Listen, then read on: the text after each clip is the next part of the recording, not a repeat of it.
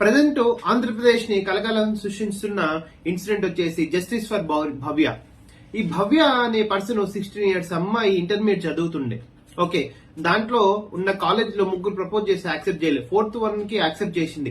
ఆ యాక్సెప్ట్ చేసి నాకు ఈ వ్యక్తి ముగ్గురిని ఒక పన్నాగం కన్ని ఆమెను పిక్నిక్ అని పిలిచి ఓకే నలుగురు రేప్ చేసి శారీరకంగా మానసికంగా వేధించి మరి చంపేసి ఆ డెడ్ బాడీని బావిలో పడేయడం కూడా జరిగింది.